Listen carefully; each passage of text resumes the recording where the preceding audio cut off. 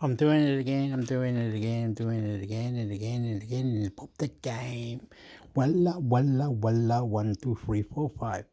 Go YouTube, go YouTube, go YouTube, I did tap, you go YouTube, you go YouTube. Setting item AI YouTube. What are we gonna do? I was gonna go up here, we'll go here.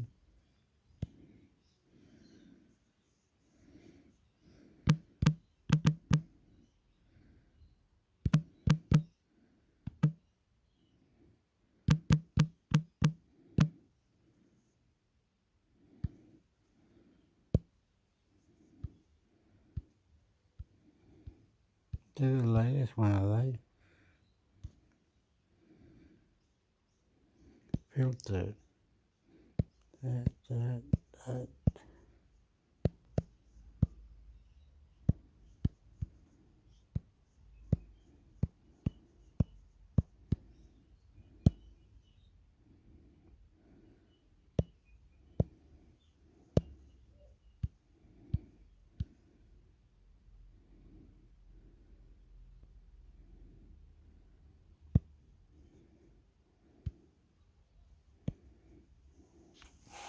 Barbara Pocock, welcome to 7:30. Good to be with you, Sarah. Now, you questioned Treasury today about the fact that they knew in 2018 that the ATO was looking at PwC's activities. How did they justify not taking action back then?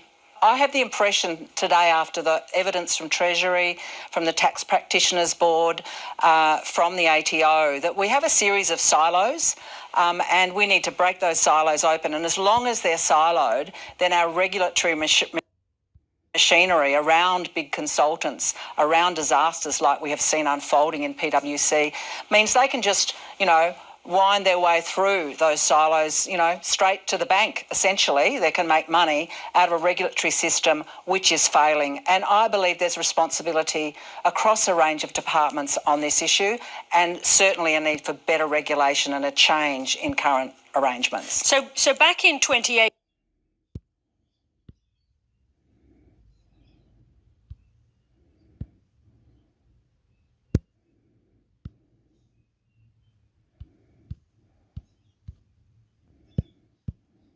ABC search. Search the ABC. Former PNG anti-corruption head welcomes prosecution of lawyer Paul Peraka. The former head of PNG's now defunct anti-corruption task force says the successful prosecution of high-profile lawyer Paul Peraka for stealing vast amounts of state money vindicates the work of his team, and concerns that people in Papua New Guinea and Solomon Islands are increasingly falling prey.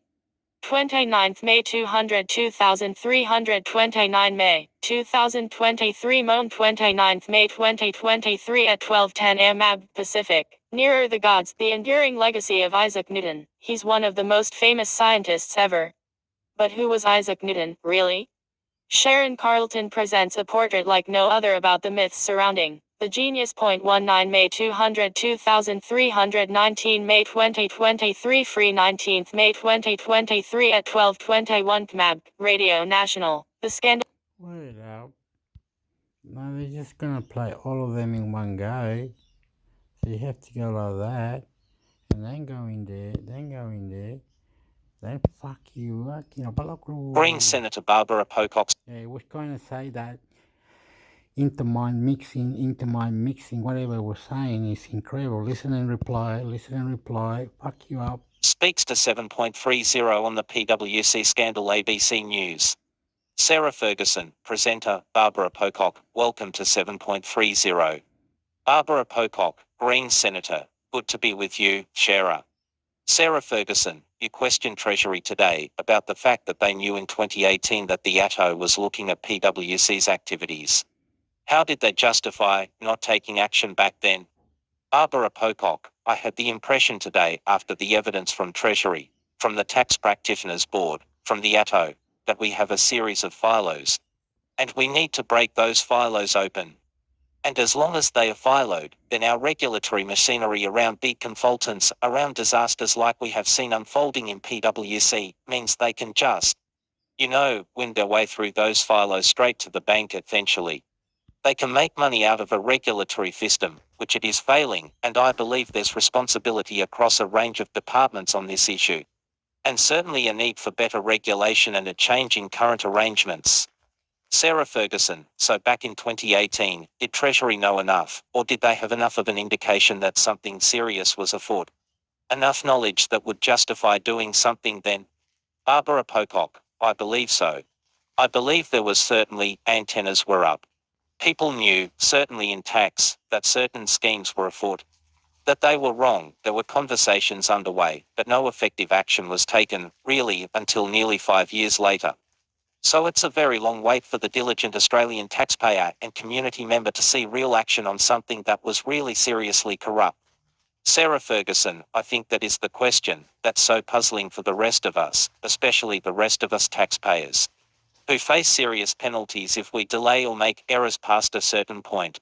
Why has it taken so long for this scandal to surface? Barbara Pocock, well, some people are suggesting to me in my email, and I'm getting an enormous amount of feedback from the Australian community on this issue, is that there's kind of a go-flow underway over the 8 years since the initial misdemeanor was committed. And in some cases, the possibility, some people suggest, of a kind of protection racket. These are very big consulting companies. PwC is huge and it's all about relationships for them. They have relationships with very senior people in government, in the senior leadership of places like Treasury, the Australian Tax Office. So it's very cozy, and what we need is a regulatory regime that really deals with those relationships and pushes transparency and proper governance onto these very big companies. And this is a question, really, about are they too big? They're big conglomerates that do a whole lot of different things. And lots of conflicts of interest potentially inside them. Sarah Ferguson, PwC, in its open letter on this scandal, recently said that they are now going to ring-fence their government work. What does that mean, and should we trust them? Barbara Pocock, well, great question. I mean, what is a ring-fence? You know, ring-fences are designed, we are told, to separate certain activities from others within an organisation. Now, anyone who's ever been in a workplace knows you share the car park, you have a coffee together, you socialise after work. Ring-fencing is not a sustainable proposition when these organisations are, on the one hand, for example, advising on the regulation, say, of aged care, and at the same time advising people on how to manage their way around aged care. So they're both assisting clients and setting the rules, and it's not a plausible proposition. Sarah Ferguson, at the same time, isn't there a danger here also of overcorrection, where experts with knowledge of a complex area are discouraged from sharing their expertise with government? Barbara Pocock, I think it's really important that the government gets advice from people who know their way around.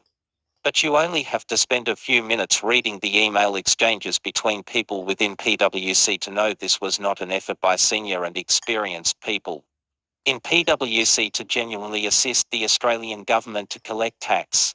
You know, it was a predatory operation that was about trying to make money as fast as possible, and it is really disturbing to read that attitude and to know that people in Treasury and in the Australian Tax Office were spoken of with complete disrespect.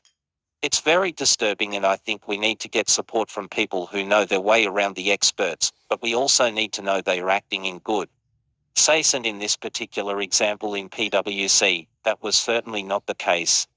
Sarah Ferguson, so when you read those emails and understand that attitude, how much do you believe there has been an accounting for it? Sorry. Should give the pun, but an accounting for it internally about what went wrong, and therefore the sincerity of what PwC is now saying? Barbara Pocock, well, today, the Senate committee that I'm part of considered correspondence from PwC, which is still failing today to put into the public realm the names of people who have acted inappropriately with the context of what they actually did, when, and where, and how. And that is a very disturbing thing. They gave us the list of names as a Senate committee, but they have failed to take responsibility to go into the public sphere and put those names on the record and explain. Some of them, perhaps, have only received an email. They've acted with complete innocence. Others have serious responsibilities, either by misusing confidential information to make money or participating in a cover-up or poor management and bad culture. So PwC, even today, weeks into this crisis, is not taking responsibility and instead asking the Senate to table those names or to deal with this matter. That is really inappropriate, and I think they've been very poorly advised and acted badly. Sarah Ferguson, and just in relation to those names, is it the right thing to release all the names when, as you say, some of those people may just have been the recipient of a single email? Barbara Pocock, I've been asking PwC, along with my fellow committee members Senator O'Neill, that those names should be in the public realm. But we also need to know what they did. It is not appropriate just to throw out a bunch of names and not know exactly who did what. The only people we really know who did something that was clearly reprehensible are the 4 people who have left PwC. We don't even know the names of the 9 partners in total who probably have acted in a way that's really inappropriate. And I think the Australian public need to know, most importantly, as we heard in evidence today in our committee, many parts of government need to know who did what amongst this group of 63, because they are dealing with people in PwC, and for example, one of the named people has been training senior taxation department officials. It is very inappropriate, and without knowing the names, how do they actually thought out, effective action and have integrity within their organisations? Sarah Ferguson, just briefly, should this matter be referred to the National Anti-Corruption Commission? Barbara Pocock, in my view, it's just a laid-down misery. That is what should happen. It should be top of the list for the National Anti-Corruption Commission. We need to really thought this out, and we need to fix it for the long term with the right regulation and the right management of our consulting industry. Sarah Ferguson, Barbara Pocock, thank you very much indeed for joining us. Barbara Pocock, thanks, Sarah.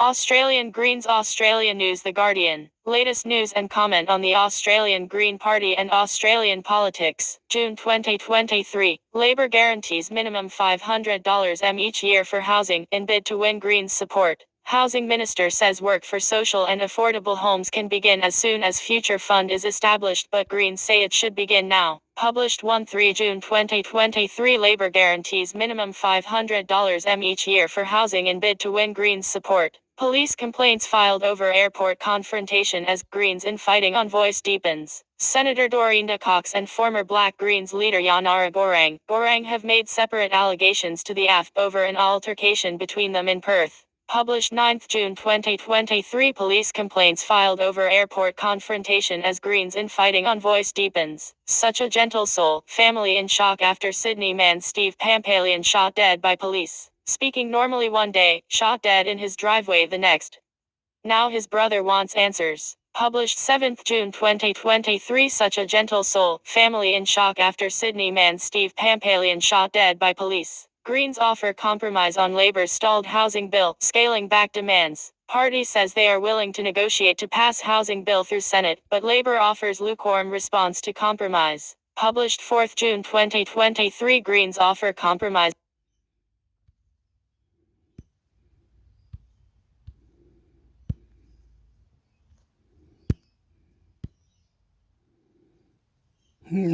You're getting it raw, sexy, and you know it. Get it raw. YouTube. What YouTube? Setting YouTube.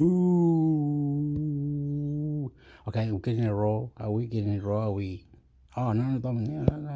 Wow. Greens offer compromise on Labor's stalled housing bill, scaling back demands. Australian politics. The Guardian. The Greens have scaled back their demands on housing, offering to pass Labor's future fund bill in return for $2.50 bn a year of direct spending and action on soaring rents. the Greens and Albanese government are still locked in negotiations over the $10 BN Housing Australia Future Fund, with the latest offer from the minor party designed to allow the Senate to pass the bill in the June sitting. Previously, the Greens had demanded $5 BN of direct spending on housing every year and a $1.60 BN a year fund to incentivize states to freeze rents for 2 years and limit. Right. Yes, they had trouble with the robotic thing in the government or something. They had problems with it, and there was something wrong with the government. There was going wrong about the government, and it was people were protesting and everything every day. Melbourne, Sydney, everywhere. The economy wasn't going right because they didn't tell the real estate to help those people to pay their rent another day, another time, or they kill the renters, and everything's too high now. It's too many homeless people, less renting, less buying, people living together with their families, moving out. They're not thinking. It's not working. It's all a lie. It's all a lie. Increases thereafter. But it can't be a lie, but it's not a lie, but it's not a lie, it couldn't have been a lie, you know what I mean? Get it right. So good, it's true story. Greens announced on Sunday the party will settle for half as much direct spending, and $1 BN a year to incentivize the rent freeze. The party's housing spokesperson, Max Chandler Mather, argues direct spending, rather than waiting for disbursements of up to $500 a year from the Future Fund, could be directed towards purchasing affordable rental homes exiting the national. This says $500 million dollars. Scheme, off their planned homes or to purchase otherwise vacant unused housing. Labor has won support from state and territory housing ministers, the Jacqui Lambie Network and Senator David Pocock for the bill. Despite Pocock, yeah, they were going on about the budget and the bill on that, and how they're going to re-inform the lifestyle of others who couldn't pay their rent or something like that because there were too many on the side or going into for lineups, or there were shops were shut or they couldn't work there. New workers were coming, more younger, much better. Families were more creative, living together, things here and there. Things weren't working out. It just all seemed very confused. Construction union and some housing groups backing calls for it to lift its ambition. With the coalition opposed, the Greens' 11 Senate votes are pivotal for the bill's success. Sign up for the fun stuff with. A lot of people are in and out. A lot of people are suffering. A lot of people are crying. A lot of people are laughing. A lot of people are in line borrowing. A lot of people are in this. A lot of people are in the cards, pay now, pay later. A lot of people mixing it up. A lot of people sexing, you know it.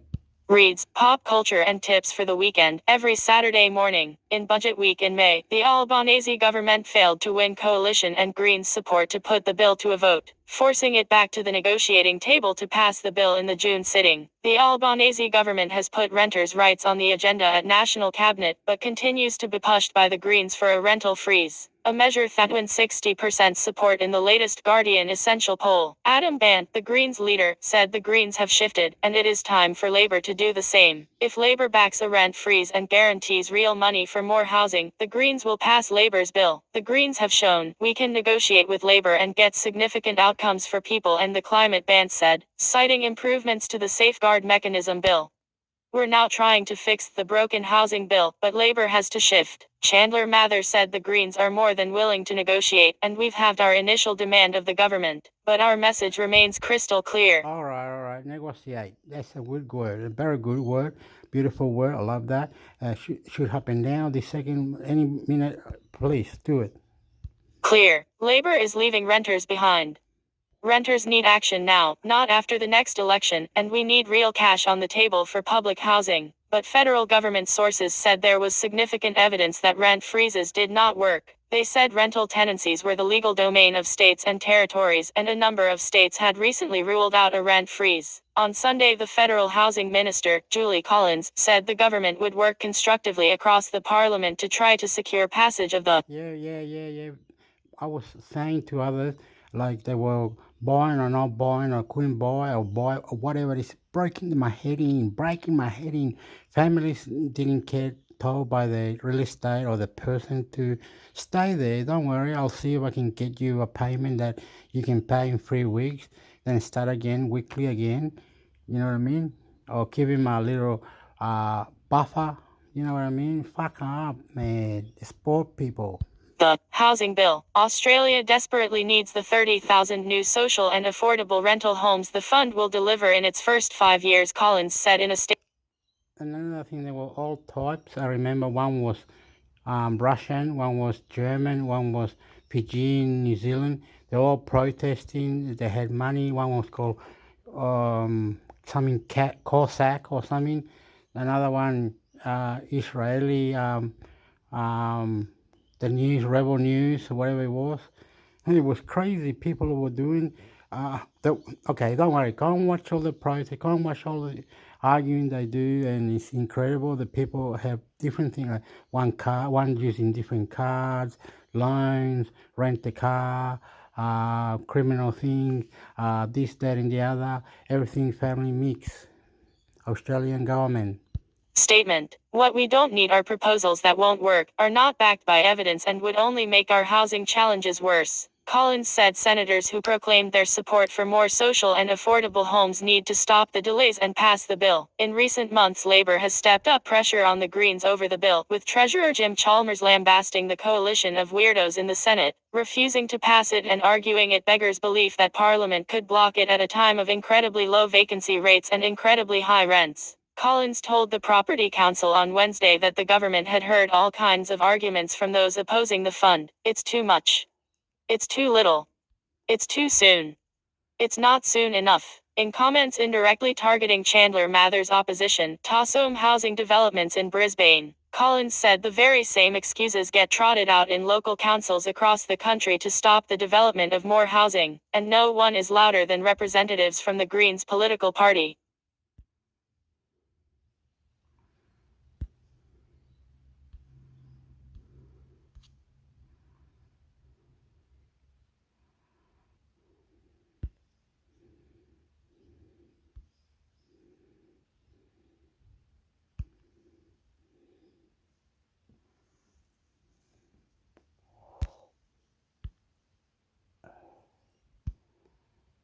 PwC under fire for overpricing medical implants. Other devices medical buyer. PwC was contracted over recent months by the federal government to review the prices of medical implants in Australian private hospitals, despite previously advising multinational companies supplying the nation's $12 billion medical device market on how to set their prices. Health experts are calling on the Department of Health and Aged Care to review the advice from the embattled consulting firm on the pricing of medical implants and other devices. The call for a review comes after the tax leak scandal in which confidential information on changes to the federal government's multinational tax avoidance laws was leaked by PwC to its clients. A spokesman said PwC could not comment on client engagements, but had processes in place to address any conflicts of interest, and these processes are followed before an engagement is accepted. The Department of Health has regularly contracted PwC in recent years and had 12 contracts with the firm totaling $25.2 million as of last month. PwC recently undertook a review for the department into the cost of human tissue items such as bone fragments, vascular grafts, corneas and heart valves on the prostheses list, which finished up on April 14 this year. Up until December 2020, PwC was also doing work for the Medical Technology Association of Australia (AMTA), which represents the multinational medical device suppliers, on the setting of prices on the prostheses list. The global companies provide many of the items on the list, including some of the human tissue items subject to the recent review. Medical devices can cost up to 3 times more in Australia than in other countries, and they are considerably more expensive in private hospitals than in the public system. The federal government sets the prices for more than 11,000 types of medical devices, such as hip joints, screws, pacemakers and trauma plates for privately insured Australians through the prostheses list. In a letter sent to Department of Health Secretary Brendan Murphy last month, Private Healthcare Australia Chief Executive Rachel David accused PwC of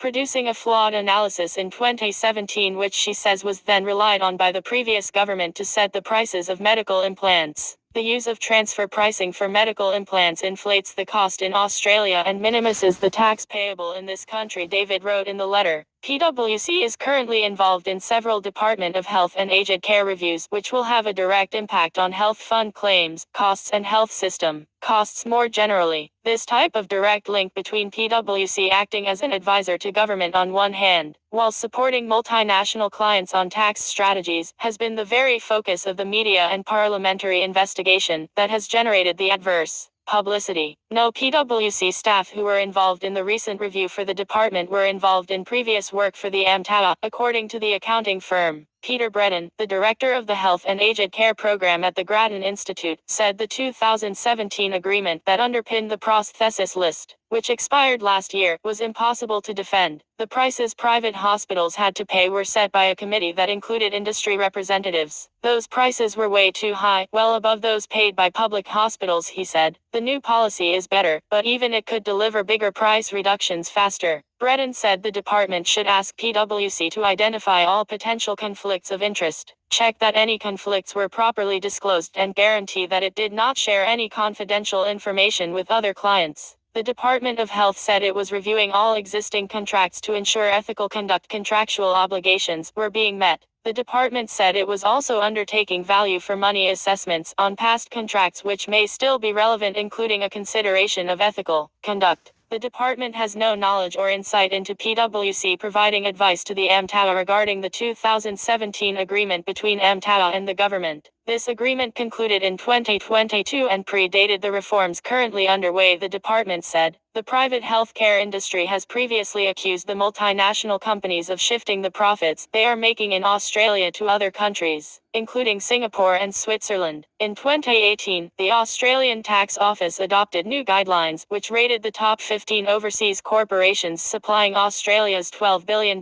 medical devices market as tax avoidance risks. On December 10 of that year, PwC provided a briefing to AMTAA members on how to comply with new ADO guidelines. As you may have heard, with the ever-increasing ADO focus on multinationals and their international tax arrangements, there have been some recent developments from the ADO in the transfer pricing space. Read an invitation sent out by the AMTAA to its members on November 14, 2018. Specifically, we are anticipating the public release of a document known as a Practical Compliance Guideline (PCG) from the ADO towards the end of November. In the lead up to the release of the guidance, we have been in discussions with PwC in respect to hosting an event to discuss the key elements of this anticipated guidance and what this may mean for the industry. The briefing came 2 years after the introduction of the new multinational tax avoidance laws at the center of the tax leak scandal. PwC last week handed over a list of 67 current or former partners and staff who had received at least one of emails containing the then confidential government plans. Late last year, the Tax Practitioners Board found Peter Collins, PwC's former head of international tax, shared confidential government briefings on multinational tax reform with PwC partners and clients to help them sidestep the laws. The partners who provided the 2018 briefing to medical device suppliers are not among those who have been stood down in recent weeks. A spokesperson for the AMTAA said it had never engaged PwC to provide advice on transfer pricing, nor has it engaged the accounting firm any time during the current process of reform to the prostheses list. Greens Senator Barbara Pocock said PwC had been walking both sides of the street, where PwC has been involved in both advising a government department on pricing, for example, and at the same time advising clients on purchasing or related matters. There's a clear conflict of interest, she said, and we know the business model of these very large entities is to make money on both sides of those transactions. The Sydney Morning Herald. Oh my fucking god, man.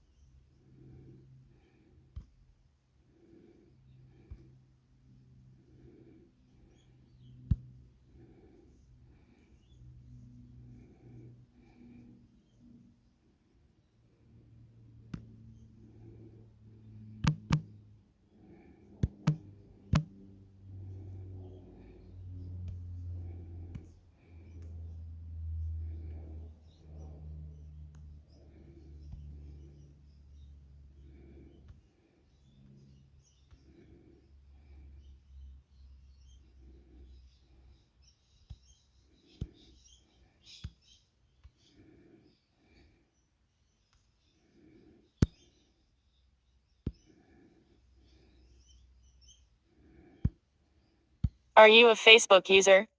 You could get some settlement Cash App news. Anyone in the US who has had a Facebook account at any time since May 24, 2007 can now apply for their share of a $725 million privacy settlement that parent company Meta has agreed to pay. Meta is paying to settle a lawsuit alleging the world's largest social media platform allowed millions of its users' personal information to be fed to Cambridge Analytica, a firm that supported Donald Trump's 2016 presidential campaign. So you're gonna get some money, okay? Whatever, you can find that out yourself. They should paying you money if you were in the Cambridge thing.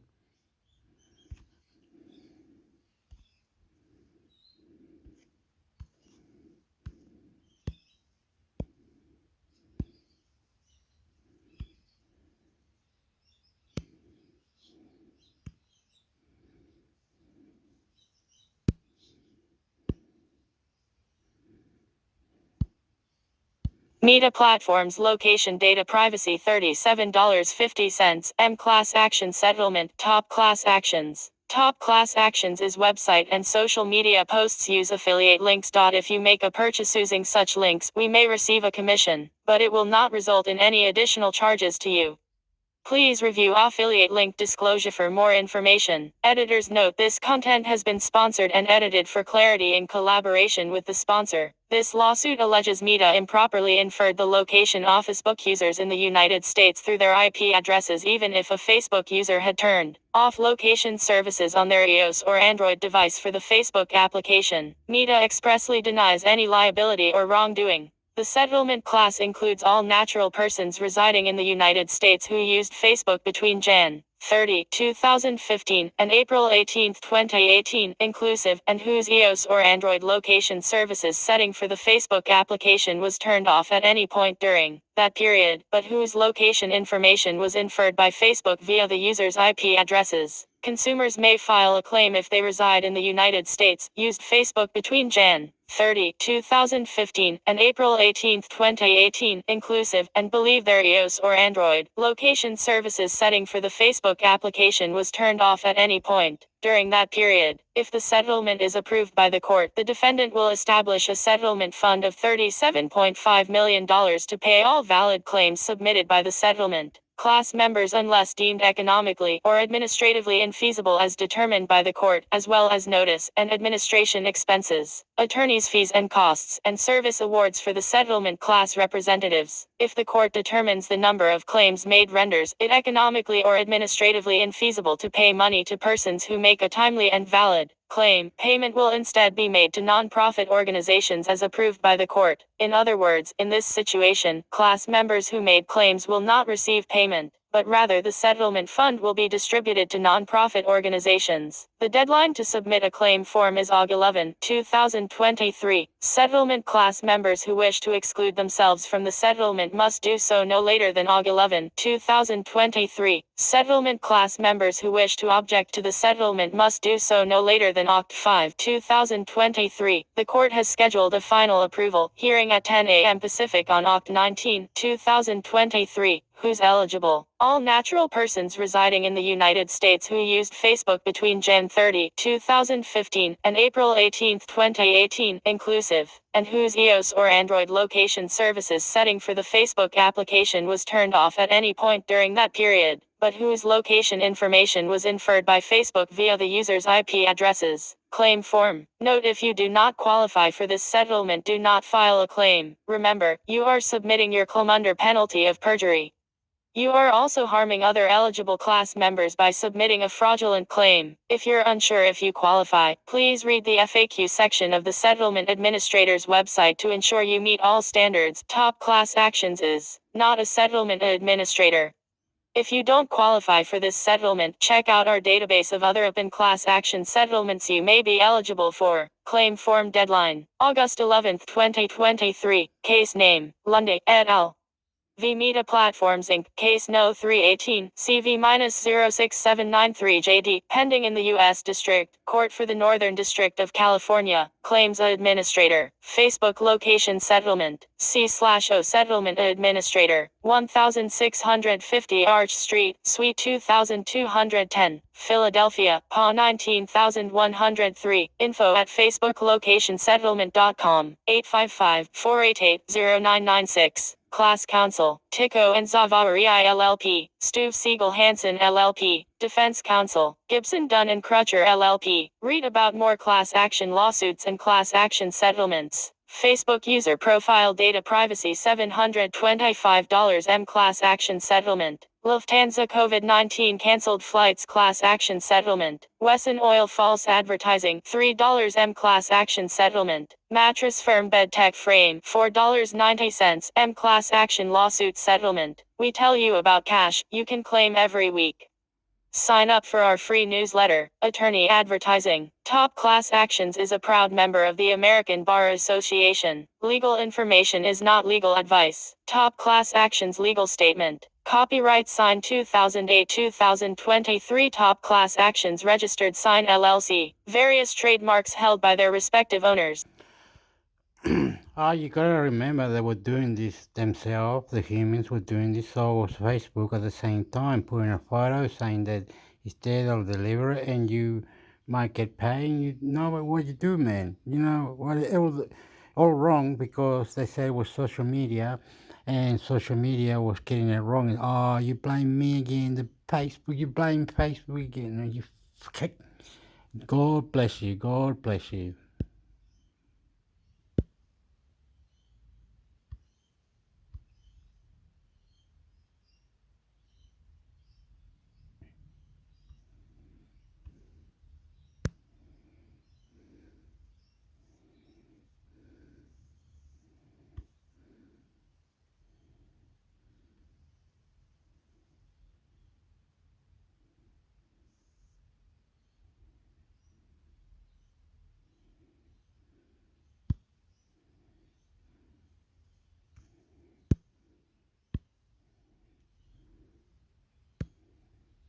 FTC files to block Microsoft from closing Activision deal 3. Federal Trade Commission sued Microsoft Corp.in federal court Monday to block the company from closing its $69 billion acquisition of Activision Blizzard Inc. In a filing in California federal court, the FTC sought a court order blocking the transaction from going through before the deal's July 18 deadline, asking for the agency's in-house court to have a chance to review. Watch, Microsoft Corp's video gaming chief Phil Spencer talks about trying to close the Activision deal. Source, Bloomberg. Microsoft shares closed 1.6% higher at $331.85 while Activision Blizzard ended 0.8% lower at $79.77. We welcome the opportunity to present our case in federal court, Microsoft President Brad Smith said in a statement. We believe accelerate. But then Microsoft,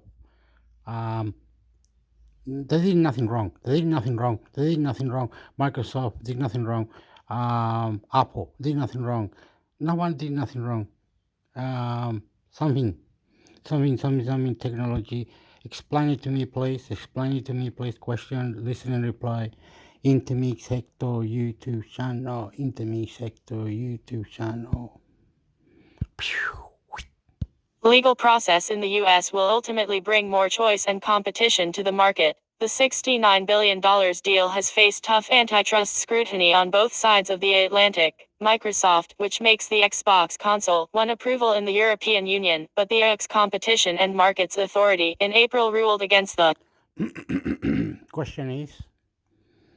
takeover, saying Activision titles like a Call of Duty would bolster Microsoft's edge over rivals in the small but growing cloud gaming market. Microsoft is appealing the CMA decision, which is globally binding. Microsoft's Smith met with UK Chancellor Jeremy Hunt this month to discuss the deal. When the CMA vetoed the deal in April, Smith said he was very disappointed with the decision, which has said had shaken people's confidence in technology in the UK. The FTC first sued to block the deal in December in its in-house court, arguing the acquisition would harm competition in the US video game market. That FTC complaint doesn't prevent Microsoft from closing the deal, leading to the FTC's move to ask a federal judge to block the transaction. The agency's trial is set to begin August 2, but isn't likely to produce a decision till the end of the year. Updates with details on filing throughout. To contact the reporters on this story, Leah Nyland in Washington at Nyland2@bloomberg.net. Anna Edgerton in Washington at Edgerton@bloomberg.net. To contact the editor responsible for this story, Sarah Forden at Bloomberg.net.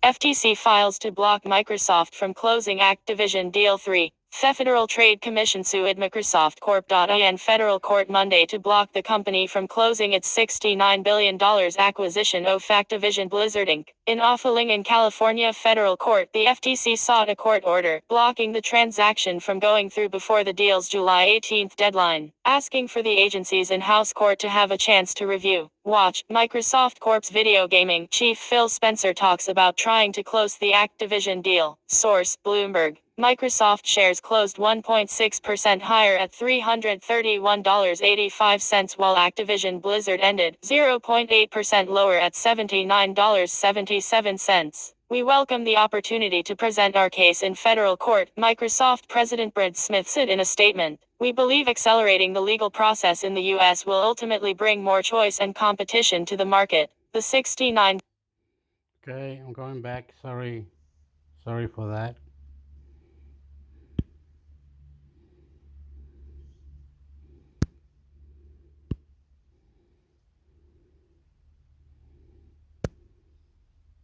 Trump indictment highlights the perils of being his lawyer. Donald Trump's attorneys play a startling role in the federal criminal indictment against him, described not only as unwitting participants in crimes he's charged with but also as key potential witnesses in the government's case. The prosecution brought by Justice Department Special Counsel Jack Smith's office offers the latest example of risks lawyers face taking on Trump as a client. Michael Cohen, Trump's former longtime personal counsel turned foe, went to prison after pleading guilty to conduct that included work he performed on Trump's behalf.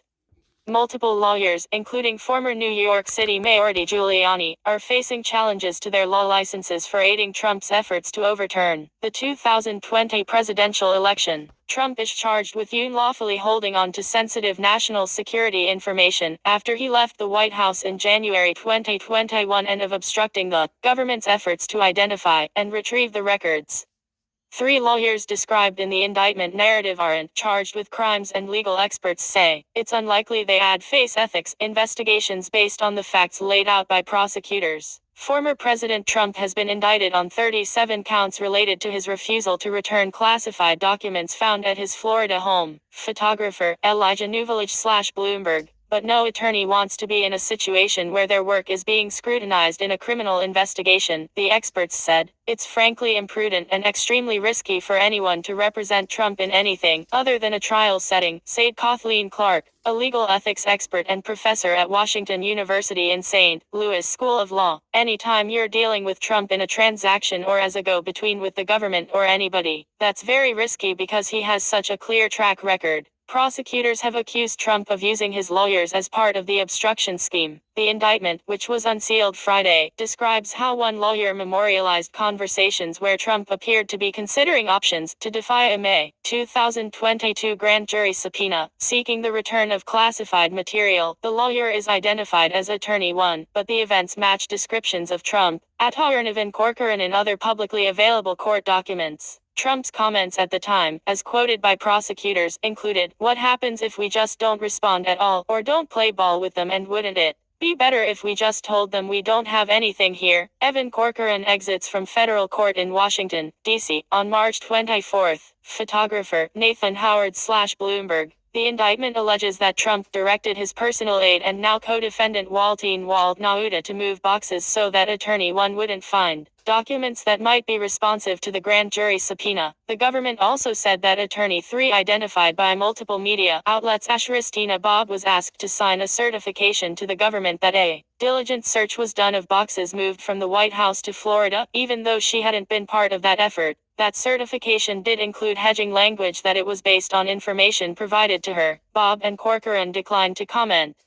A Trump spokesperson didn't return a request for comment. Watch, former President Donald Trump appears to be broadly holding on to his Republican base as he heads to court to face federal charges.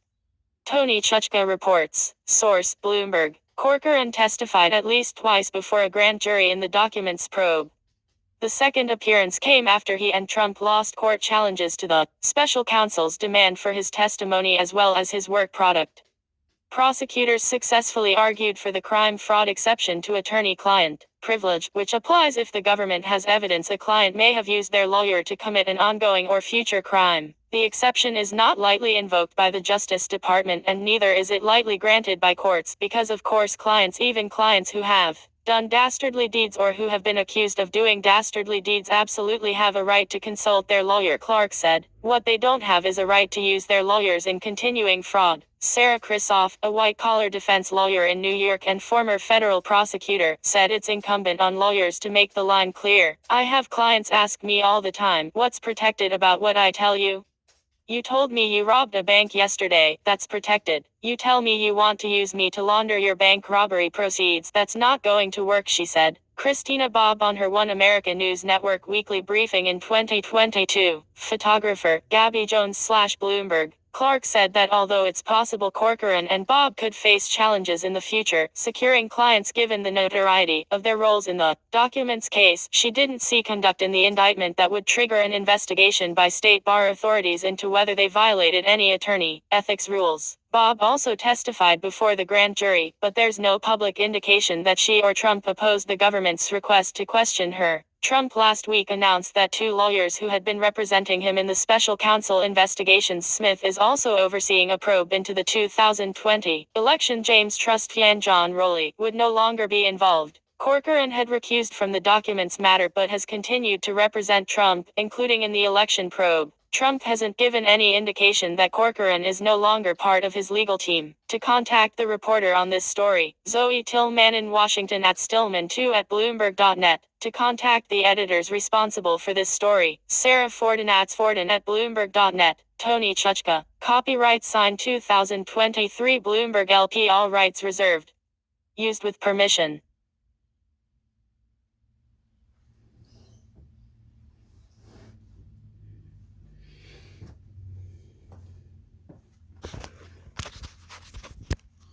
Oh my God, oh my God. God, God, God. God, God, God.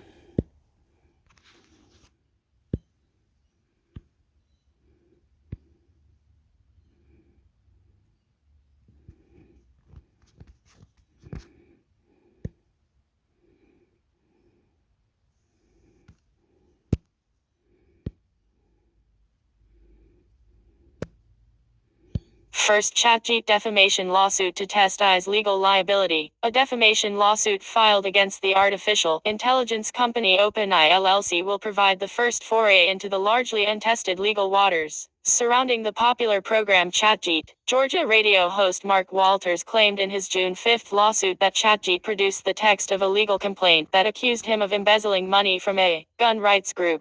The problem is, Walters says, he's never been accused of embezzlement or worked for the group in question. The AI-generated complaint, which was provided to a journalist using ChatGPT to research an actual court case, is entirely fake. According to Walters' lawsuit filed in Georgia State Court, as use of ChatGPT densen the legal industry, reports of such alleged hallucinations of fake facts and legal documents are popping up around the globe. An Australian mayor made news in April when he said he was preparing to sue OpenAI because ChatGPT falsely claimed that he was convicted and imprisoned for bribery. In New York, a lawyer is facing potential sanctions in a federal court after filing legal briefs he researched using ChatGPT that cited fake legal precedents. Walters' lawsuit could be the first of many cases that will examine where legal liability falls when AI chatbots spew falsehoods, although legal experts said it has deficiencies and will face an uphill battle in court. In principle, I think libel lawsuits against OpenAI might be viable. Gene Volokh, a First Amendment law professor at UCLA. In practice, I think this lawsuit is unlikely to succeed. OpenAI has admitted that hallucinations are a limitation of its product, and ChatGPT has a disclaimer explaining that its outputs aren't always reliable. The company didn't respond to requests for comment about the lawsuit. While research and development in AI is worthwhile, it is irresponsible to unleash a system on the public that knowingly disseminates false information about people. Walters Law. John Monroe said in an email to Bloomberg Law, complete fabrication. Fred Real, the editor-in-chief of the magazine Ameland, was researching the real-life federal court case Second Amendment Foundation v. Ferguson when ChatGPT produced the fake legal complaint against Walters, the host of a pro-gun radio show. According to the complaint, Real asked ChatGPT to summarize the Ferguson case, which involves allegations that Washington State Attorney General Robert Ferguson is abusing his power by chilling the activity of the Second Amendment Foundation. The chatbot produced a summary saying the foundation's founder, Alan Gottlieb, was suing Walters for embezzling money as the organization's treasurer and chief financial office. But Walters has never been employed by the foundation, and the embezzlement lawsuit, including the case number, is a complete fabrication, the defamation suit said. Real never published the summary with the fake lawsuit.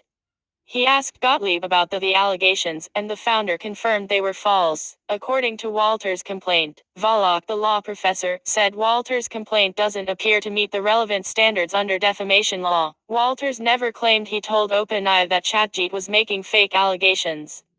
The fact that Real never published the falsehood would likely limit the economic damages Walters could prove, Volokh said. I suppose the claim might be, you knew that your program was outputting falsehoods generally and you were reckless about it, Volokh said. My sense of the case law is that it needs to be knowledge or recklessness as to the falsity of a particular statement. Defamation laws vary state by state, and some require a plaintiff to first ask for a retraction before they bring a lawsuit, said Megan Meyer, a defamation attorney at Clare Locke LLP who represented Dominion Voting Systems in its suit against Fox News. WIC recently settled. Under Georgia law, plaintiffs are limited to actual economic losses if they don't request a retraction at least 7 days before suing, she said. A publisher's refusal to retract is additional evidence of actual malice, she noted. Monroe said in an email to Bloomberg Law, I am not aware of a request for a retraction, nor the legal requirement to make one. Given the nature of AI, I'm not sure there is a way to retract, he added. Section 230 Defense. Many emerging internet firms have been shielded from lawsuits by Section 230 of the Communications Decency Act, a 1996 federal law that has come under intense scrutiny from lawmakers in recent years. It protects internet platforms from legal liability based on content created by their users. But the question of whether a generative AI program is protected by the legal shield hasn't yet reached the courts. Many legal observers, including the co-authors of Section 230, have argued that a program like ChatGPT falls outside the immunity. Jess Myers, legal counsel at the tech-aligned think tank Chamber of Progress, said she believes Section 230 would likely cover generative AI. Users provide their own inputs to ChatGPT, and the outputs are based on predictive algorithms, similar to Google search results snippets, she argued.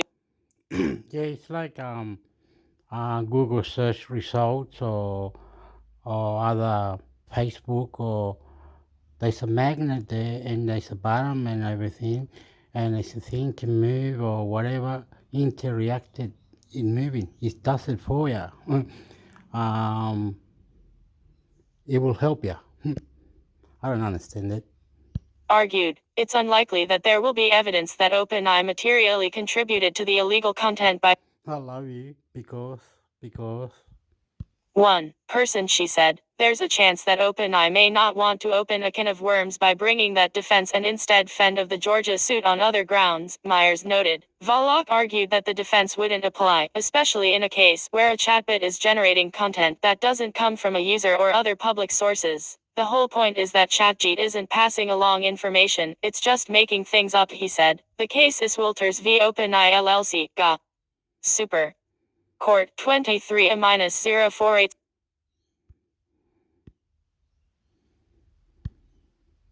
First ChatGPT defamation lawsuit to test AI's legal liability. A defamation lawsuit filed against the artificial intelligence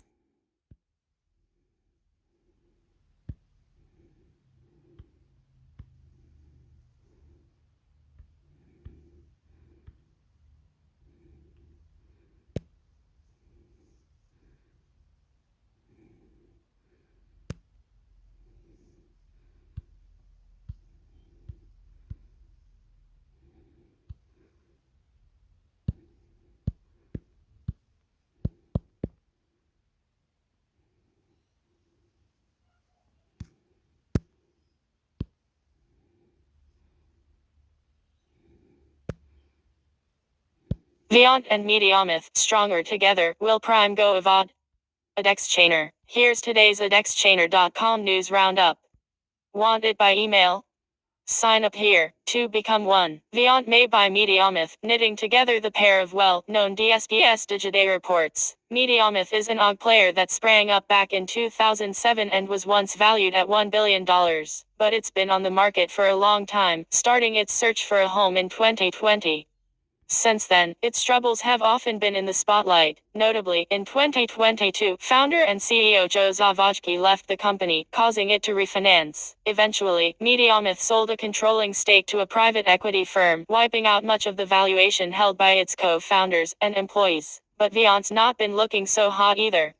Its stock price has fallen far from its 2021 zenith, much like the stock prices of other public ad tech companies. DSPS like the Trade Desk have pulled far ahead of both Viant and Mediamith with a focus on servicing agencies rather than brands. Meanwhile, SSPS like Magnite are pushing into DSP territory.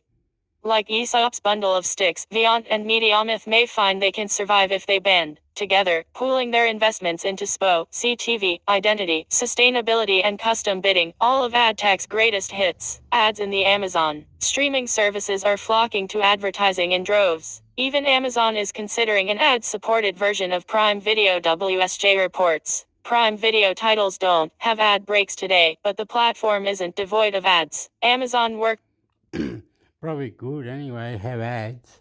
Why not? What, you don't like ads? You don't like ads? Fuck you, don't like ads, motherfucker. brands on product placement and has also been moving more titles from Freevee, its free ad-supported TV channel, onto Prime. To make sure enough subscribers actually watch Prime Video with ads, Amazon might upsell the ad-free offering by implementing ads for existing Prime subscribers and charging more for plans without ads. Disney did something similar when it launched Disney Plus with ads while at the same time raising the price off Disney Plus without ads. Amazon is also in talks with Paramount and Warner Bros. Discovery about making the ad-supported versions of their streaming services available on Prime Video to bring in more ad revenue. Although ad-supported Prime Video is still just an idea, it's an idea that makes sense. Amazon knows how to make an ads business work. Its ad revenue is up 21% year over year. Bait and Twitch. Twitch unveiled new branded content guidelines for its video streaming platform earlier this week. The guidelines prompted immediate pushback from streamers and esports organizations who say they are too restrictive. PC Gamer reports. Under the new rules, Twitch would prohibit streamers from inserting, embedding or burning in pre-recorded advertisements. That would limit how streamers work directly with brands to sell ad placements. Instead, streamers would have to use Twitch as advertising tools, which means Twitch gets a cut of revenue. Streamers would still be able to feature products in the background of their videos and record sponsored unboxing videos. Sponsored overlays are still allowed, but their size would be limited to 3% of the screen. The new guidelines would particularly affect esports organizations like Evo that typically devote a third of their on-screen real estate to burned-in ads during their coverage of live esports events. Some organizations, like Op Media, threatened to leave the platform entirely if the new guidelines go into effect. In response to the outrage, Twitch apologized, claimed it was not seeking to limit how creators work directly with advertisers and promised to rewrite the guidelines to be clearer. The platform did not commit to actually changing the new rules, however. But wait, there's more. CNN ousts CEO Chris Licht, who eliminated CNN Plus during his brief tenure. CNBC. Instagram is a hotbed of underage sex content, which its algorithms curate for pedophiles. WSJ. Some subreddits are temporarily shutting down in protest of Reddit's policy to increase pricing for its API. Bloomberg. A Wall Street firm sends a blistering letter to Amazon. Insider. You're hired. Fan platform Fandom adds 2 people to its C-suite, Peter Manser as Chief Product Officer and Jeremy Steinberg as CRO. Release. Digital Marketing Services Group Kepler names Mallory Simmons as president of EMEA. Release. Fuck, God. God, my God.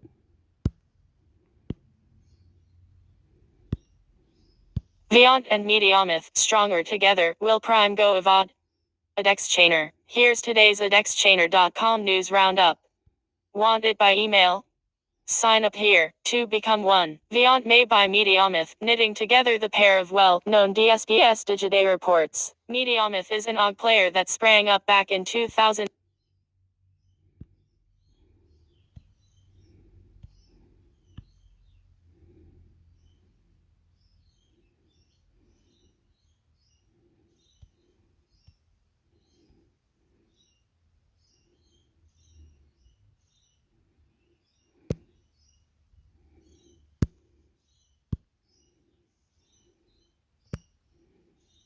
Snowflake breaks into retail media. Diverse-owned streaming services make a packed Exchainer. Here's today's Exchainer.com news roundup. Want it by email?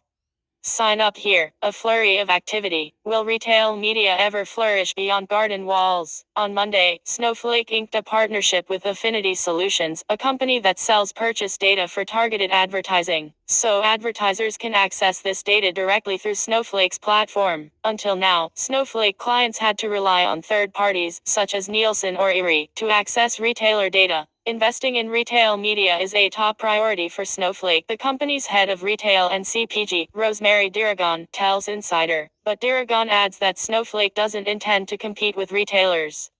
Rather, Snowflake will use clean rooms to make data more widely available to advertisers. Walled gardens, such as Amazon and Walmart, have clean rooms of their own, but only for targeting ads across their owned and operated inventory, which causes fragmentation. TV has a similar problem, but the only way to get publishers to share their first-party data is to protect it. Through Snowflake, a retailer can target ads to a competitor's customers, for example, but can't see any information about a rival brand's campaigns or sales. Rising tide. Smaller and diverse-owned streaming platforms want to amplify their voice. And so, on Monday, independent streamers, including Tastemade, Rivery, Future Today and Quellet, banded together to form the Independent Streaming Alliance (ESA). By collectively marketing a combined 2,200 streaming endpoints to advertisers and distributors, the ESA hopes to help each platform better compete. Allen Media Group, Vevo and Trusted Media Brands are also initial members of the ESA, which will work with iSpot for measurement, and possibly as a currency. At launch, the ESA is prioritizing integrations with SSPS and DSPS to make sure its inventory is available, programmatically and through direct deals. A big focus for the ESA is to create a central access point for diverse-owned media and diverse audiences. Rivery, for example, develops content about the LGBTQ+ experience, and Quellet centers on Black culture. Considering how much noise the media and advertising industry is making about DEI, being able to reach these audiences more easily could be a strong selling point. Side-eyeing AI, whether they're using Google's Performance Max, Meta's Advantage Plus or TikTok's Smart Performance campaigns, marketers are troubled by how It's like it's going very fast, eh? Very fucking fast. Anyway, Twitter is Chinese or something. Everybody uses it. Play Store, they get apps. Everybody uses it.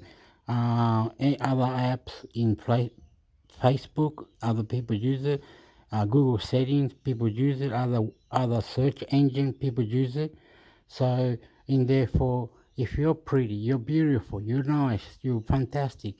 Internet International Computer Network. All good. ad tools are shrouded in secrecy. Digiday reports. AI tools manage and claim to optimize ad campaigns for marketers without giving them a look at what's under the hood. Brands often have no idea how their ads are performing because they have no way to measure or validate the impact of their ads. Marketers have been wringing their hands over the black box nature of Performance Max and Advantage Plus, in particular, for more than a year. The introduction of generative AI, these already enigmatic programs, has only sharpened advertiser worries. But although brands want more control, transparency and insight into their ad campaigns, they also realize they have little choice but to continue working with powerful players like Google and Meta. Brands are growing resigned to the possibility that ad campaigns will be 100% automated in the future, according to Digid. But wait, there's more. Salesforce is doubling the size of its investment funds for generative AI startups to $500 million. Bloomberg. The FTC will file an injunction to block Microsoft's acquisition of Activision Blizzard. CNBC. Eric Seufert, unpacking Apple's new link tracking privacy feature. Mobile dev memo. Tremor International rebrand. Okay. Whatever.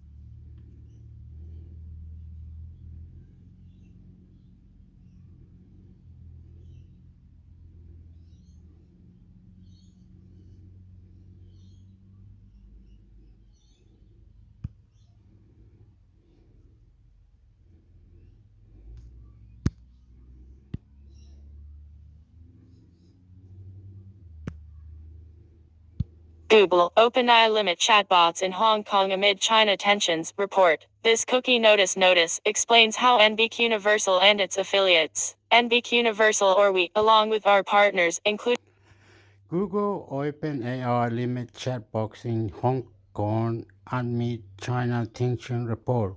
Why would they have to have permission? Why do they have lawsuits like, why aren't you on the border of Ukraine, NATO? Or who checks nuclear bombs? Is we killing or not killing genocide? Who is dying? What is going on? Anyway, vendors use cookies and similar tracking technologies when you use our websites, applications such as games, interactive TV. it's doing what the technology new one now is fucking you up, you know what I mean? It's really killing you. Fuck you too, motherfucker. Activated assistants, and other services that link to this policy, as well as connected devices, including those used in our theme parks services. This notice provides more information about these technologies, your choices, and is part of the NBC Universal Privacy Policy available here. You should read the privacy policy and this notice for a full picture of. They don't understand it. They put it out, oh, you got that app. But then you know that policy might be able to listen to the sound or something, what you pressed or whatever. It might know everything. Download the movie site, whatever. They'll know where you are, who you are, where you compare everything that, you know, I love you, you know. So good, so good, so good, so good. Intimate sector, subscribe. Information. What are cookies and how are they used? Like many companies, we use cookies, small text files placed on your computer or device, and other track. Yeah, love it. Good. More, please. Together. From this I love you. forward as cookies unless otherwise stated, including HTTP cookies, HTML5 and Flash local storage /Flash cookies, web beacons /GIFs, embedded scripts, tags /cache browsers, and software development kits.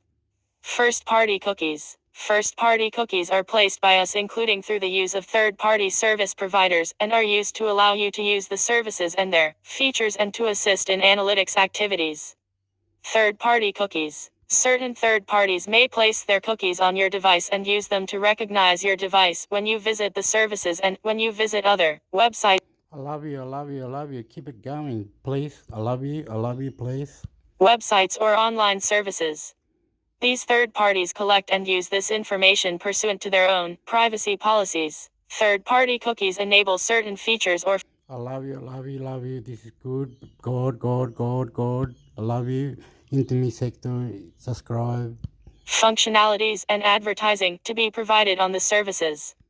Types of cookies. The services use the following Like I was saying the other day, like YouTube, on the settings of YouTube, right? And I was saying subscribers, YouTube or whatever. And I didn't know how to log out of the app on YouTube. So I went into the app and dismantled it, like the cookies, and stopped it and all that. And then I had to log in with my password and everything, you know. That's the only way I thought about it. But I didn't think of other ways to log out or how to log out, or I was learning, you know what I mean? To her, I love you, you know, respect. Have somebody intelligent, nice. I love you. It's good. And more, please, more. Yes, you're doing the right thing. Please. Extra, listen and reply. third-party cookies for these purposes, strictly necessary cookies. These cookies are required for service functionality, including for system administration, security and fraud prevention, and to enable any purchasing capabilities. You can set your browser to block these cookies, but some parts of the site may not function properly. Information storage and access. These cookies allow us and our partners to store and access information on the device, such as device identifiers. Measurement and analytics. These cookies collect data regarding your usage of and performance of the services, apply market research to generate. It's really fucking you up, man. Just fuck you up, man. It's good shit, man. You know, fucking beautiful. It's fucking you up. Get to know it, how to know it, fuck with it and control it. Fucking don't let it control you. Fuck yeah. Get the fuck out. audiences, and measure the delivery and effectiveness of content and advertising. We and our third-party vendors use these cookies to perform. Learn to have it connected, mix it with others. YouTube sharing, YouTube platform, YouTube this, YouTube that. Beautiful. I love you. Everything. Get the fuck out. Analytics, so we can improve the content and user experience, develop new products and services, and for if it's not fucking with me, I don't like what the fuck I see, or fucking I'm the boss. Oh yeah, you talk when I say, you fuckhead. Purposes. They are also used to recognize you and provide further insights across platforms and devices for the above purposes.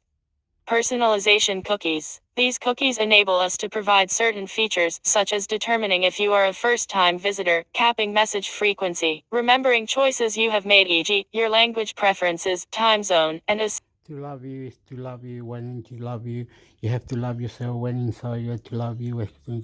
Learn, teach, touch me, poof, more please, question, everything, question. Including across platforms and devices. These cookies also allow your device to receive and send information, so you can see and interact with ads and content. Learning to have of Facebook or Google or any other web engine, learn to have love you, a hinting reaction, getting the introduce, learn. I love you. Selection and delivery cookies. Data collected under this category can also be used to select and deliver personalized content, such as news articles and videos. Ad selection and delivery cookies. These cookies are used to collect data about your browsing habits, your use of the services, your preferences, and your interaction with advertisements across platforms and devices for the purpose of delivering interest-based advertising content on the services and on third-party sites. Third-party sites and services also use interest-based advertising cookies to deliver content, including advertisements relevant to your interests on the services and third-party services. If you reject these cookies, you may see contextual advertising that may be less relevant to you.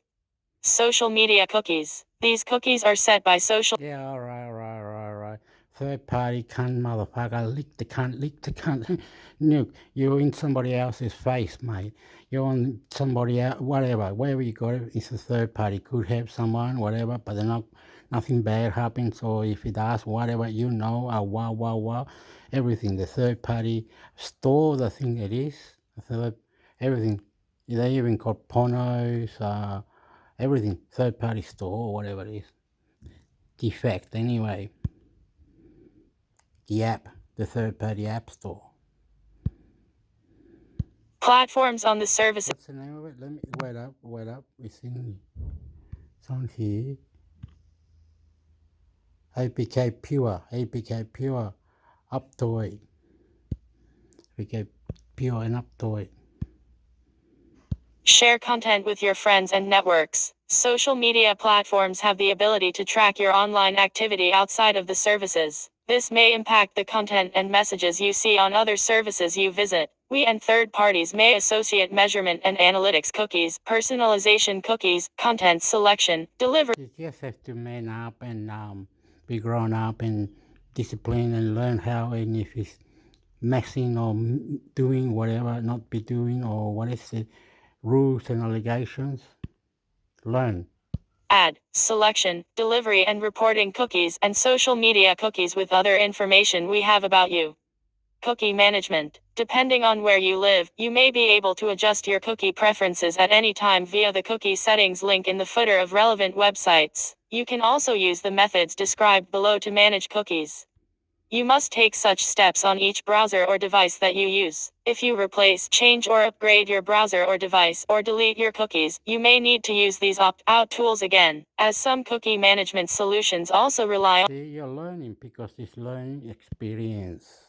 Adjust your browser cookie settings carefully, following the relevant instructions below. Browser controls. You may be able to disable and manage some cookies through your browser settings. If you use multiple browsers on the same device, you will need to manage your settings for each browser. Please click on any of the below browser links for instructions. Google Chrome, Apple Safari, Mozilla Firefox, Microsoft Internet Explorer. If the browser you use is not listed above, please refer to your browser's help menu for information on how to manage cookies. Please be aware that disabling cookies will not disable other analytics tools we may use to collect information about you or your use of our services. Analytics provider opt-outs. To disable analytics cookies, you can use the browser controls discussed above, or, for some of our providers, you can use their individual opt-out mechanisms, Google's privacy policy, and Google Analytics opt-out, Omniture's privacy policy, and Omniture's opt-out, Mixpanel's privacy policy, and Mixpanel's opt-out. The above are examples of our analytics providers, and this is not an exhaustive list. We are not responsible for the effectiveness of any other provider's opt-out mechanisms. Flash local storage. These cookies are also known as local shared objects and may be used to store your preferences or display content by us, advertisers, and other third parties. Flash cookies need to be deleted in the storage section of your Flash Player Settings Manager. Interest-based advertising. Most third-party advertisers offer a way to opt out of their interest-based advertising. For more information or to opt out of receiving interest-based advertising from participating third-party advertisers, depending on your country of residence, please Okay, visit. stop. No more, no more, no more. Thank you. I know now. If it doesn't have ads, you gotta pay. If you go to whatever, you will know about it. What? What did I do? Did I get a app from a third-party store?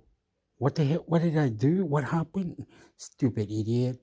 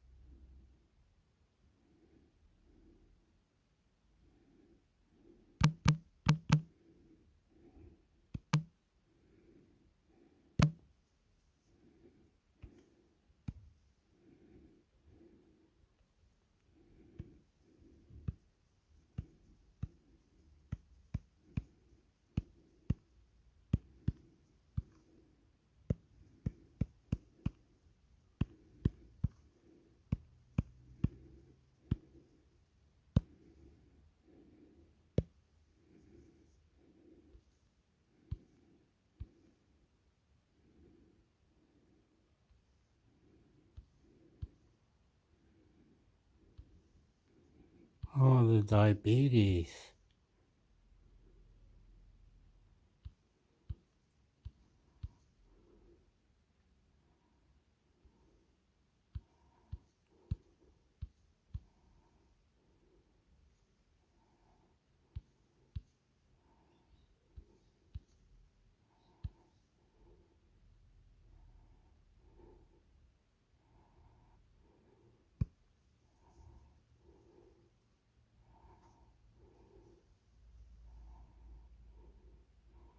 So I got these.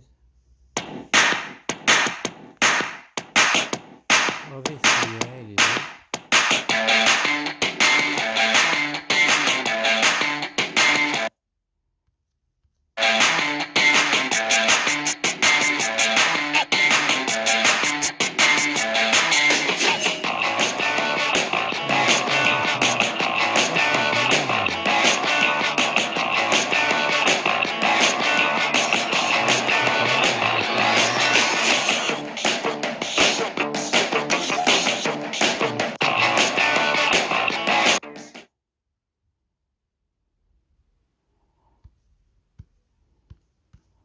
Didn't say you went for 38 minutes?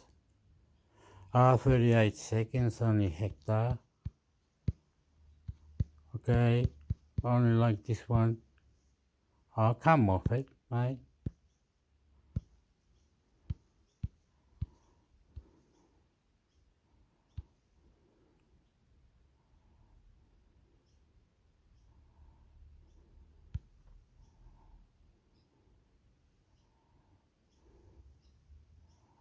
What happened to the band again?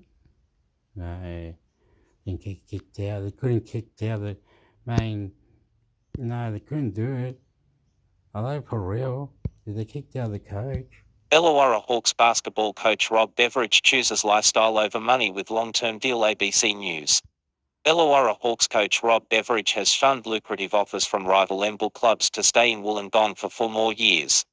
He has also vowed to look after Australian To stay in Wollongong for 4 more years. When was that? He was good. He was really good. He made the players to win some good matches. Some lost, of course, yes. Not all win, but he was perfect. I liked it. I liked the bloke. He knew what he was doing when he won the out of the 18 game or 11 games. They won half of it really well. Australian players as the league is set to increase import quotas. Really well. Illawarra Hawks basketball coach Rob Beveridge chooses lifestyle over money with long-term deal. ABC News. Illawarra Hawks coach Rob Beveridge has shunned lucrative offers from rival NBL clubs to stay in Wollongong for 4 more years.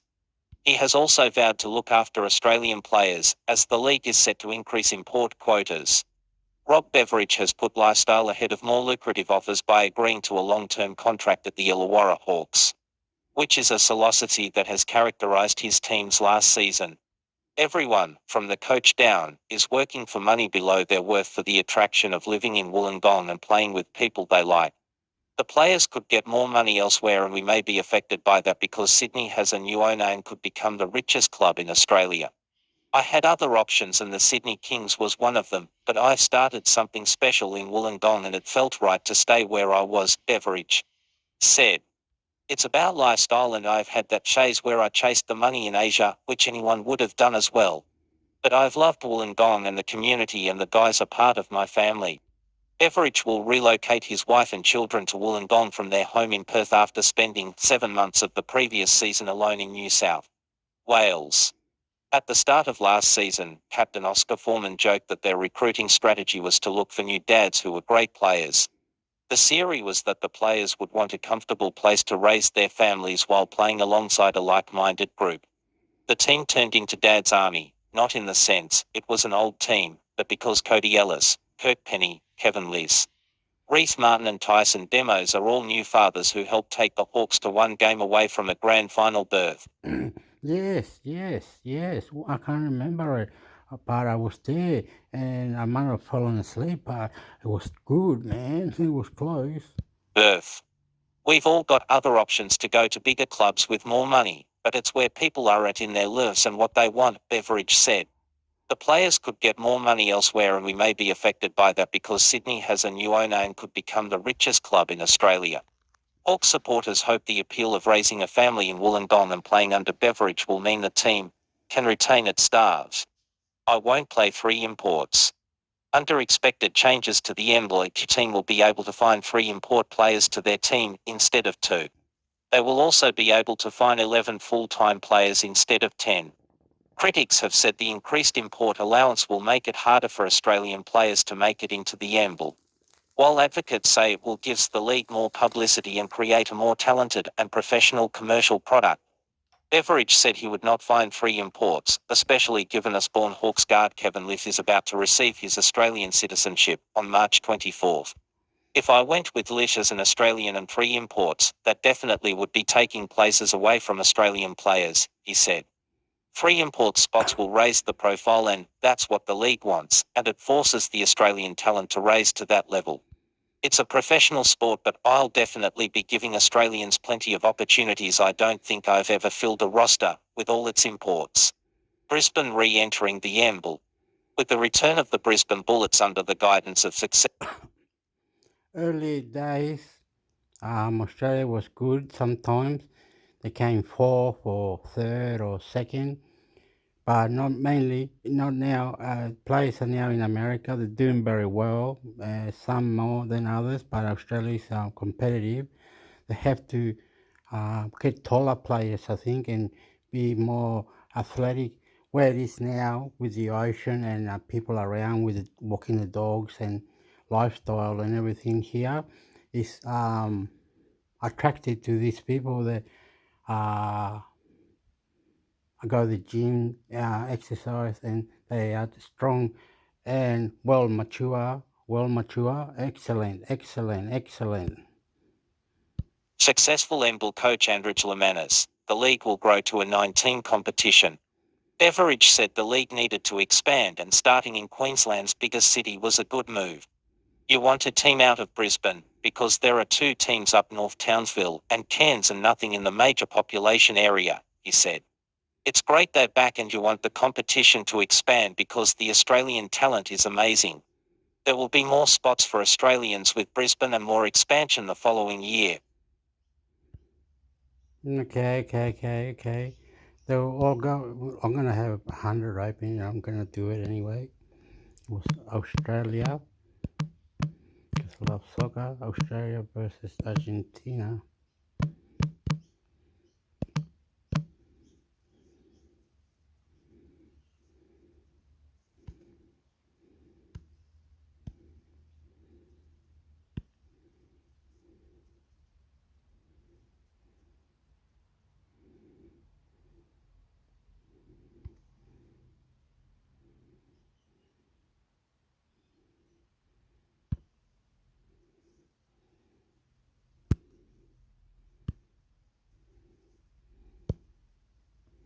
Argentina is a grudge match, not a friendly. Sosaru the Canberra Times Canberra. Sofaru Kinu backers can't wait to again tangle with Argentina great Lionel Messi. At Shoto. The Socceroos clash against Argentina is a friendly in name only, with emerging midfielder Kinu Bacchus labelling it a grudge match. Australia meet Lionel Messi's World Cup winners in Beijing on Thursday night in a rematch of last year's round of -16 Cup clash which Argentina won 2-1. We're not going to treat it like a friendly as such, Bacchus told reporters on Tuesday. We're going to go out there and try to do our best and win the game. It's a little bit of a grudge match because they beat us. I know how I felt coming off the pitch, a little bit disappointed that we couldn't walk away with anything from that game. So it's definitely going to be an intense game. I don't think it's going to be a friendly if you put it that way. Ain't this funny? I'm about to laugh. I found this funny. I found this like ridiculous. Like, oh, we are shit. No, Hector, no. Don't be racist. Be nice to it. They did all right. Yes, I am complete. No. Just listen, please. Way.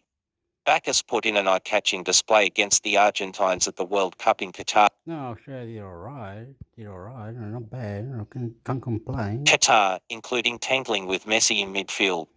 He's obviously a great player. He ended up scoring that day, and they ended up coming off winning that game, the 25-year-old said.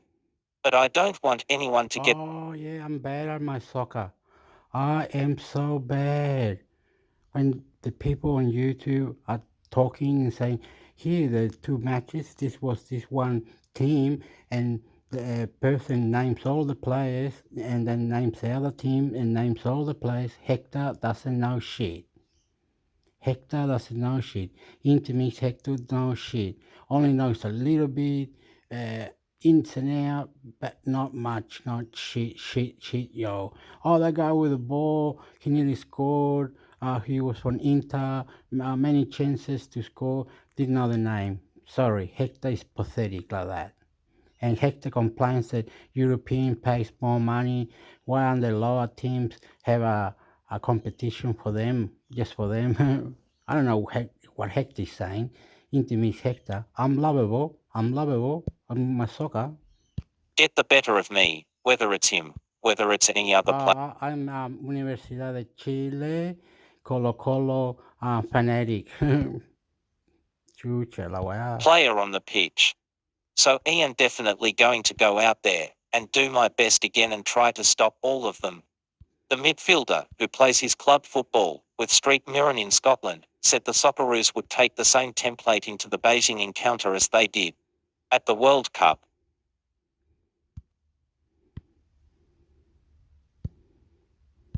Argentina is a grudge match, not a friendly. Sosaru the Canberra Times Canberra.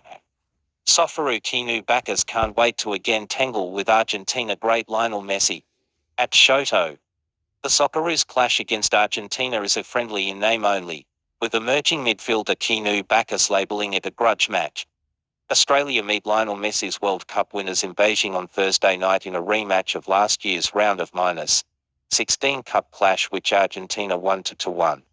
We're not going to treat it like a friendly as such, Backus told reporters on Tuesday.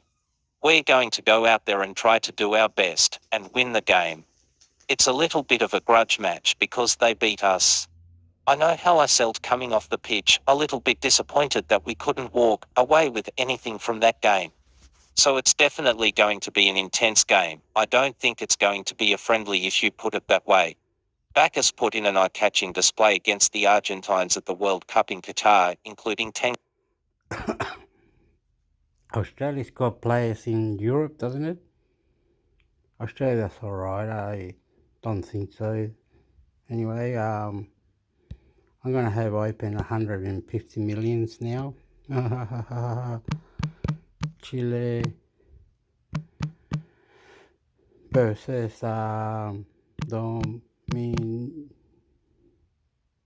Dominicano versus Dominicano. Is that what it is?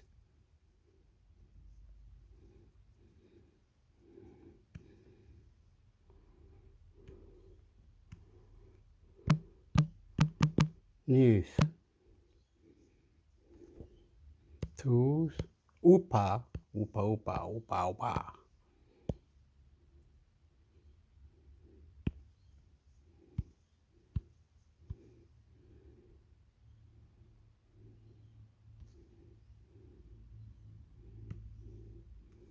Ah.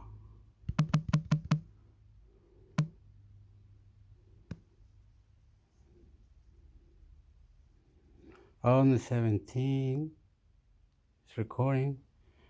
Is 17 is in this Saturday. I'm speaking English all the way. English. Yeah. Oh.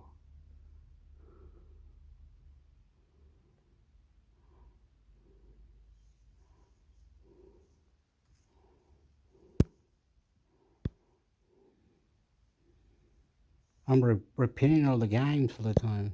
Not very good at recording. Chile versus Dominican Rep June 17, 2023 Fox Sports, Professional Bowlers Association.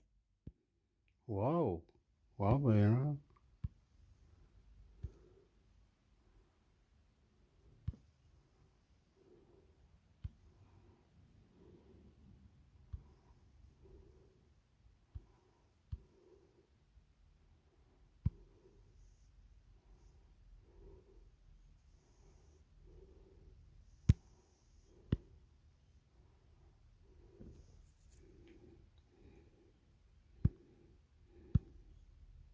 Home, must be. Betfair Thai Limited is licensed and regulated by the Northern Territory Government of Australia. Betfair Thai Limited's gambling operations are governed by its Responsible Gambling Code of Conduct and for South Australian residents, by the South Australian Responsible Gambling Code of Practice. Gamble responsibly with Betfair. Chances are you're about to lose.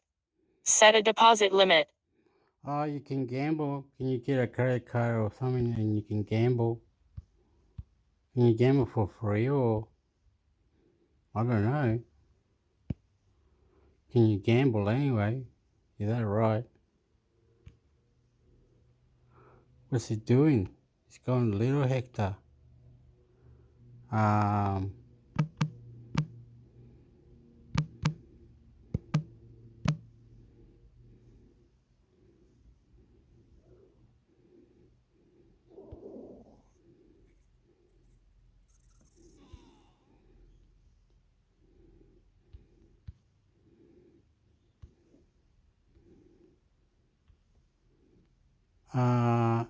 Anytime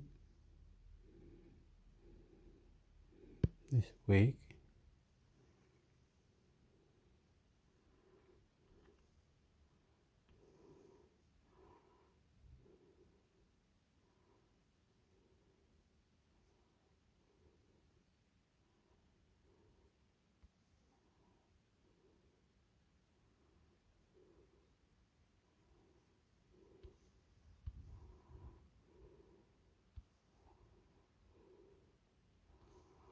What is it here? Oh, I don't know what he's saying. After all, I'm a very nice person anyway. Me, very beautiful. I love you. I love you, I love you. Putin says tactical nuclear weapons to be deployed in Belarus in July. Reuters. 1/3 Russian President Vladimir Putin and Belarusian President Alexander Lukashenko speak during a meeting at the Bocharov-Ruch residence in Sochi, Russia, June 9, 2023. Sputnik/Gavril. Read more. Belarus storage facility to be ready on July 7 to 8. Russia to deploy as soon as facility is ready. Bombs will put much of Eastern Europe in range. Lukashenko thanks Putin. Moscow, June 9. Reuters. Russia will start deploying tactical nuclear weapons in Belarus after special storage facilities are made ready on July 7 to 8. President Vladimir Putin said on Friday, Moscow's first move of such warheads outside Russia since the fall of the Soviet Union. Putin announced in March he had agreed to deploy such weapons in Belarus, pointing to use deployment of tactical nuclear weapons in a host of European countries. Over many decades, everything is going according to plan, Putin told Belarusian President Alexander Lukashenko, discussing the planned nuclear deployment over a meal at the Russian leader's summer retreat in the Black Sea resort of Sochi. Preparation of the relevant facilities ends on July 7 to 8, and we will immediately begin activities related to the deployment of appropriate types of weapons on your territory, Putin said, according to a Kremlin transcript of his remarks. Lukashenko said, "Thank you, Vladimir Vladimirovich." More than 15 months into the biggest land war in Europe since World War II, Putin says the United States and its Western allies are pumping arms into Ukraine, as part of an expanding proxy war aimed at bringing Russia to its knees. Putin, 70, casts the war as a battle for Russia's own survival in the face of what he says is an ever-expanding NATO. He has warned the West that Moscow will not back down. Ukrainian President Volodymyr Zelensky says Ukraine will not rest until every last Russian soldier is ejected from his country, and wants it to join NATO as soon as possible. Putin's nuclear move is being watched closely by both the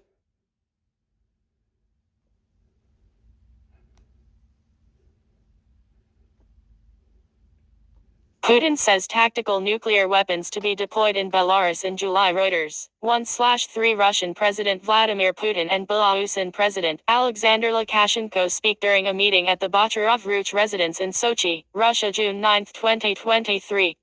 Sputnik/Gavril.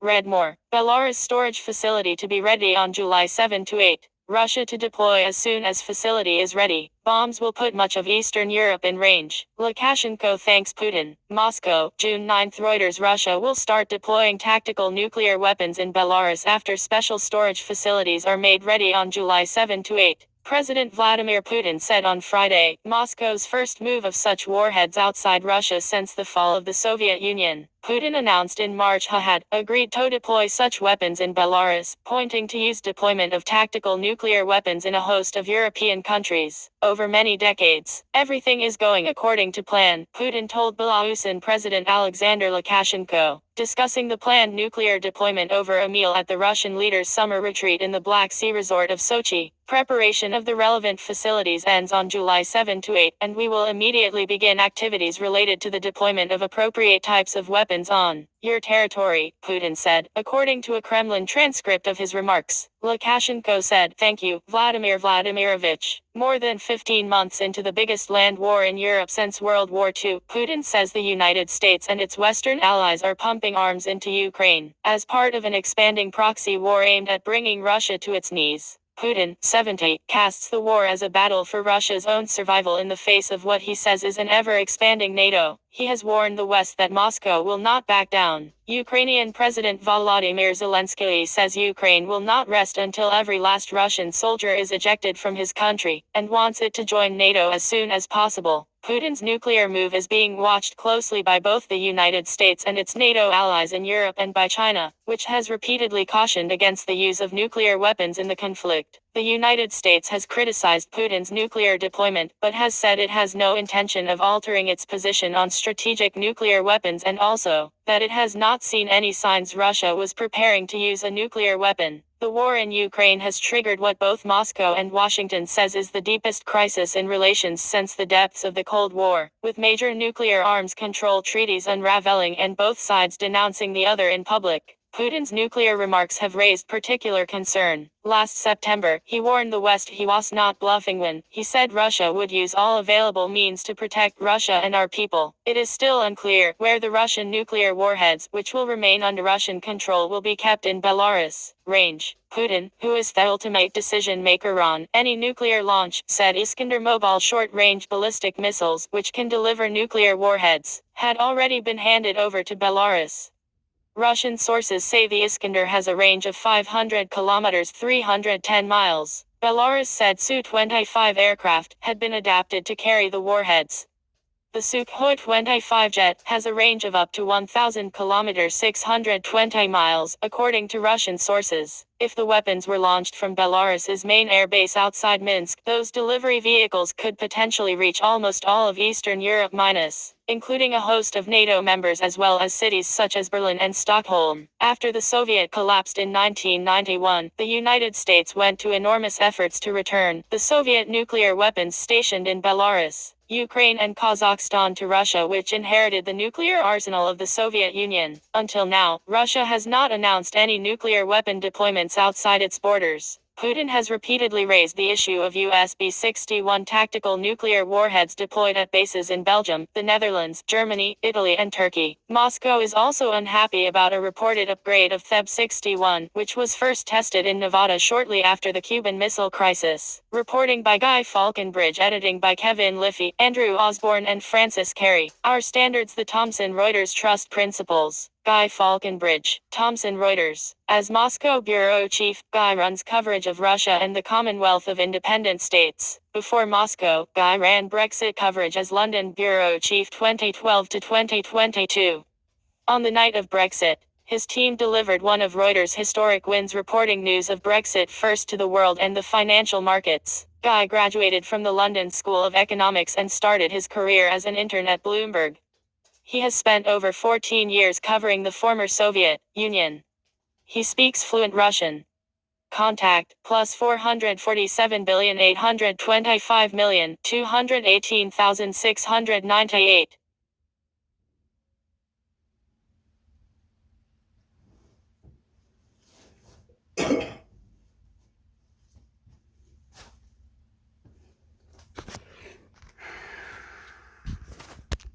I'm gonna cut it. I'm having a headache. All that was gourd. Yeah, I'm different. I love you too. Okay, I love you too. I love you too. Intermix Hector YouTube channel. I love you. Okay, please. Thank you. I love you. Hector. Intermix Hector YouTube channel. Subscribe.